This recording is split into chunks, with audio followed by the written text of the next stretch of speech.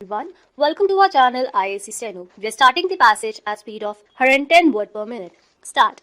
Madam Deputy Chairman, I rise to support the concept of a national housing policy, but I am afraid I cannot lend my wholehearted support to the policy as it has been framed. Madam Deputy Chairman, housing is an issue which should not be looked upon from a partisan angle, and I want to make it very clear right in the beginning. I will try, and it will be my effort not to introduce any politics into this question. I want members of both the sides to rise above petty partisan considerations and discuss this fundamental question, these basic issues in the spirit in which this House should discuss it. Having said this, Madam, I would like to state in the beginning that I am extremely disappointed by the manner in which this document has been drafted and presented to this House. I must confess to this disappointment truly and genuinely. This is an effort on the part of the government to involve a national housing policy, and it is not a shelter policy. There is wide difference between shelter and housing, and this is something which has to be clearly understood. Housing constitutes a physical matrix in which human interaction occurs. The house that people live in touch upon almost every facet of their life and of the society as a whole. Housing, therefore, is not only a social or an economic issue, but it is also a major sociological factor which determine the kind of society that we want to build up and the quality of life of the people who live in that society, who are members of that society. Therefore, Madam, the first point that I would like to make is that when we are discussing the housing policy, we cannot discuss shelter in isolation. The housing policy must include within its ambit the overall economic policy of the government. There must be an indication of the policy frame in which we propose to solve this problem, which is an essential part when we are discussing the national housing policy. This is the first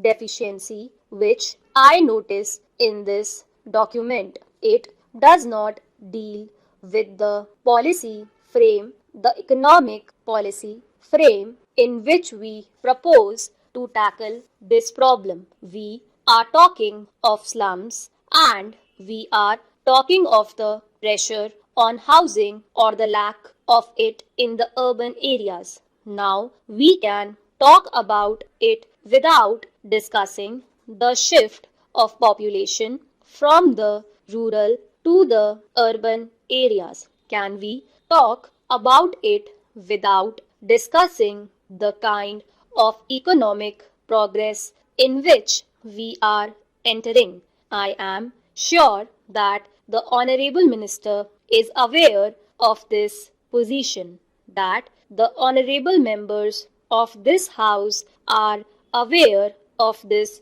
position, that in the last few years there has been a tremendous growth in the service sector of our economy. And what has been the result of that? The service sector, which include hotels, tourism, insurance, and such other forms of economic activity, has attracted large number of people into the urban areas. In fact, the rate of urbanization in this country is a part of our economic development, but it is extremely alarming in its proportion. If this is going to be the kind of influx into our cities from the rural areas, then it is very clear that in the urban areas, the entire structure is going to collapse under the weight of this influx. And unless, therefore, we have a policy frame which reduces the drift from the rural areas into the urban areas, talking about housing either in the rural areas or in the urban areas does not have any meaning. As a result of that pull, a lot of people are coming into the cities, and on the other hand, there is a push effect in the rural areas because agriculture is lagging behind and unemployment is increasing in the village, and the people are bound to move into the cities. Therefore, madam, the first question which I would like to ask the minister is in what manner this policy envisages to curb this trend of movement of the rural people into the urban areas, because providing amenities to the urban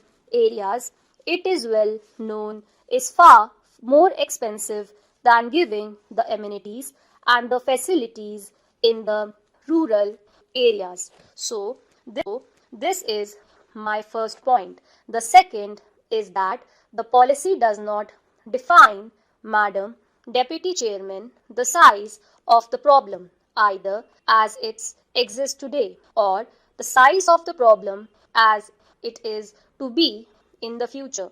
The minister has just now claimed by mentioning various figures, achievements which the government has made. But I would like to say that so far in the last 40 years, the government is merely tinkering with the problem. We have only touched the margin of it. We have never cared to get to the core of the problem. This policy document, if it is implemented, will only be marginally touching the problem. Stop.